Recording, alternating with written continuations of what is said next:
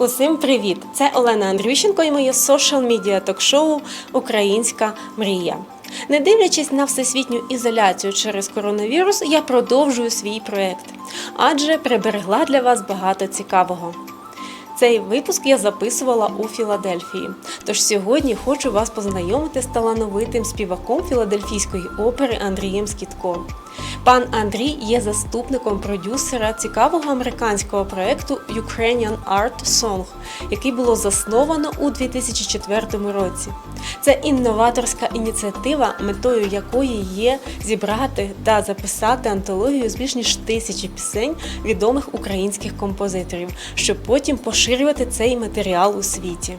В своєму інтерв'ю Андрій Скітко розповів історію створення цього проєкту, які музичні скарби вже зібрано та як сприймають тут, у Сполучених Штатах Америки, українських композиторів. Ну а наприкінець оперний співак зробив подарунок глядачам соціал-медіа ток-шоу «Українська, мрія» і заспівав уривок однієї улюбленої української пісні. Тож ставте лайк, підписуйтесь на мої сторінки у соціальних мережах. Бажаючи підтримати проєкт, можуть перейти за лінком на мою Patreon page нижче під відео. Ну а я запрошую вас до перегляду інтерв'ю. До речі, цього разу воно англійською мовою.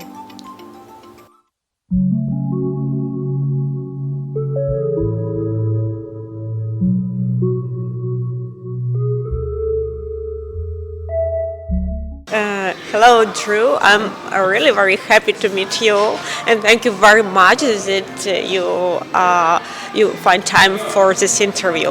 And first question is, where were you born? And tell me please about you a little bit more. Yeah, I was born in the United States. I'm from here in Philadelphia.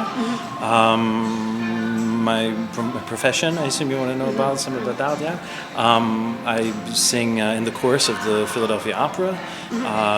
I teach voice lessons as a singer. I'm also a cantor for the Greek Catholic Church throughout the eparchy here in the United States. I'm a choral director also here and also in New York City. And then what you're probably most interested in hearing about is my work with the Ukrainian Art Song Project, which is based in Toronto, but also in Lviv, Ukraine. But before, I would like to ask about your career. How did you become a singer? I fell in love with music when I was very young, growing up in the Ukrainian church, and began singing and went to study in conservatory for both my degrees. And through my education there, I was able to sing places like Carnegie Hall, here in Philadelphia with the orchestra, with Berlin Philharmonic. And so I really fell in love with professional music at a high level. And maybe a little bit about your career, about your success. What about it specifically? Where did you work? Well, here in the Philadelphia Opera, with the Philadelphia Orchestra here, in the chorus there. Was able to do some performances with Shakespeare Festival, Broadway, this kind of music also, music theater. Yeah. Okay, so let's talk about Ukrainian art song project. Tell me please about it more. Well, the Ukrainian Art Song Project was founded by our artistic director Pavlo Hunka. So he's from England, but his father was from Ukraine. And he undertook this massive project to discover forgotten Ukrainian classical music. And he's collected the music, and then the goal of the project is to record this music and share it with the entire world at the highest artistic level as possible. And so for the past number of years, it's been based in Toronto, Canada.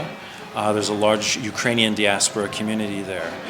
And so they've been incredibly supportive of the project there all this time. We've had international opera singers record this music on our CDs, and now it's on Spotify and online. But people who have nothing to do with Ukrainian culture have fallen in love with our classical music. And so the project hopes to continue. We still have many more composers to record. This is now going to be occurring in Lviv, in Ukraine, at the National Philharmonic Hall there. We also have master classes where we work with young professional opera singers, both in North America and now in Ukraine as well. So last summer I was fortunate to participate at the Lviv Opera, and we had our first Ukrainian art song master class there with Pavlo Hunka. And the conservatory students were fantastic. The Ukrainian singers were fantastic. So now the next part of the project will be to record with them. This summer we'll all be together in Ukraine for the newest set of Ukrainian composers. How big is collection? Oh, this is thousands of art songs by dozens of Ukrainian composers. What is special? So what's special about Ukrainian art song is every country has its own distinctive poetry and their own distinctive music, yes? So when we talk about Germany, we talk about Schubert or Schumann or Brahms or Wolf and their poets from their country, or French composers or American composers.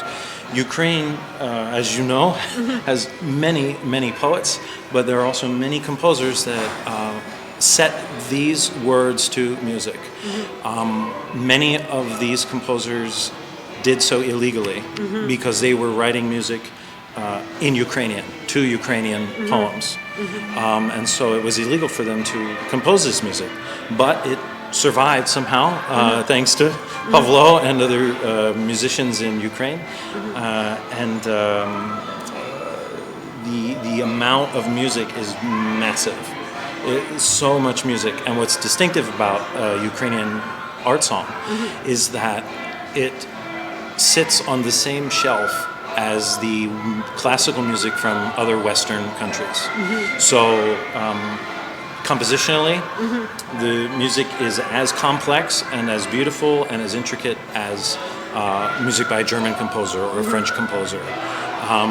So it is not something people maybe don't understand, is that when we talk about Ukrainian song, Ukrainian art song, we're not talking about a kolomeka or some sort of folk music. This is legitimate classical operatic art song. And so it's absolutely distinctive. What is the most popular, who are most popular Ukrainian composers in the United States?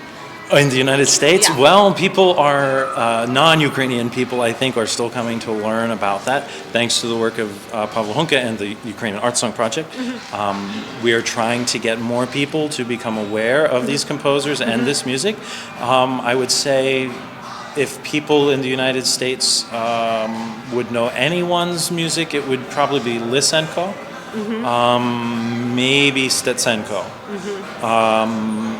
And then in terms of diaspora Ukrainians, I would say they're going to know Lysenko.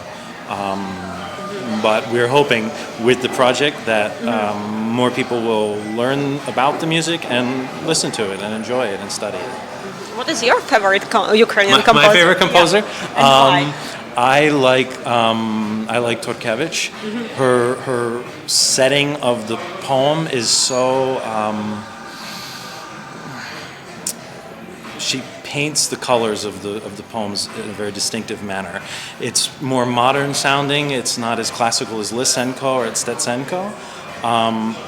So she's fascinating. But of course, Lysenko, he writes this beautiful, lush music. You know, he was heavily influenced by Western German composition and music.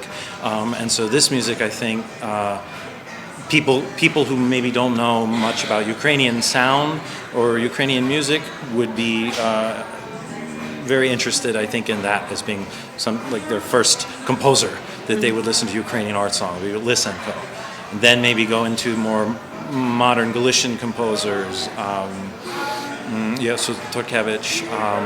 There's also living composers now in Ukraine. And so during my last summer in Lviv, I was able to meet, for example, Miroslav Volinsky. He writes beautiful opera, beautiful art songs, and so he's writing things for us now. So there are people living now in Ukraine who are still composing this music. Talking about your visit to Ukraine, tell me about your impressions and tell me please, do you know Ukrainian language? I'm learning very slowly. I understand very well, but my grammar isn't very good, so I'm shy to speak Ukrainian. But Lviv was fantastic. It was my first time to Ukraine. I was overwhelmed at the warmth and the openness of my opera singing colleagues in Ukraine. Wonderful people, wonderful musicians, wonderful singers, and just so welcoming and generous with their culture, with Ukraine and their culture. And maybe like general impression about Lviv, talking about like lifestyle, something like that, mentality. Yeah, I would say that I think I might have even had a bit of an incorrect assumption in that I wasn't quite sure what to expect actually in terms of like comparing lifestyles, for example. But the younger generation of Ukrainians, they're just like us here. Really, just as passionate and open-minded and multicultural and worldly, and it was just wonderful. It was wonderful to find that among my friends there. Do you have between your friends Ukrainian opera singer, and tell me please what is different between job at opera in Ukraine and here? I don't know how well I could speak about it firsthand about working in the opera in Ukraine. I can tell you here in the United States, it's very difficult. You know, it takes quite a lot of sacrifice and many years of vocal study to pursue a career in music and especially in opera. In Europe, I would say the number of opportunities is greater than in the United States for opera singers, just because there are so many more opera theaters in Europe, in Ukraine and in Germany and other countries in Europe than here in the United States. But of course here we have the Metropolitan Opera, you know, some large theaters that people know around the world. So I guess I would say from talking to my colleagues in Ukraine and my colleagues here, I think the biggest thing is that logistics of the career aside, everyone has a deep passion for music. That's what unites us is music. What is unique of Ukrainian music? What do you think about it? With the Ukrainian art song, I think what's unique about it is it does have a particular feeling to it that you don't quite get in other countries' art song. So it has a Ukrainian flavor to it. It has this, there's a certain, I don't want to say that other countries don't have deep music, but there's a depth of feeling to so much of this Ukrainian music that anyone, for example, I've shared it with here in the United States that isn't Ukrainian, they're totally drawn into the strength of the feeling that the Ukrainian composers wove into their composition. What does it mean for you to work for Ukrainian art song project? It's a tremendous opportunity. I've had some wonderful life experiences just through knowing Pavlo Hunka and his wonderful wife Larissa Hunka, who travels with him everywhere and is a big assistant producer with the project also. The professional people that are involved with the project are some of the most generous and passionate people that I've ever met. And they do this because they believe in the message of Ukrainian art song and Ukrainian culture. What do you think about future of Ukrainian music in United States? I think it will. I think it will definitely become more and more popular with the work of the project and the recordings. And we have an online database that's on the website, which is www.ukrainianartsong.ca. And on there, we're going to have all the scores available for young musicians. We have recordings. We have literal translations, so people who don't know Ukrainian can learn how to pronounce it and know what the translation means in English. So we're hoping that with a project like this online, more and more young singers from conservatories, not just in the United States, but around the world, will program Ukrainian music on their stages and share this culture with other people. So, thank you very much, Drew, for interview, for very interesting information for Ukrainian audience. And now I would like to ask you to sing some parts of Ukrainian song, if you don't mind, please. Maybe just like 2 sentences or something. I'm not prepared, you know. So I think this song is for women in Ukraine. Oh yeah. Yeah. Місяцю князю, нічкою темною тихо пливеш ти, стежкою таємною, ніжно хлюпочеться воздушне море, так в нім і хочеться змій серця горе. Місяцю князю, ти чарівниченьку, смуток на твоєму ясному личеньку. I'll stop there. Oh my God, that's amazing. Thank you very much. Звичайно, дуже дякую. And I wish you big success with your job and with your career.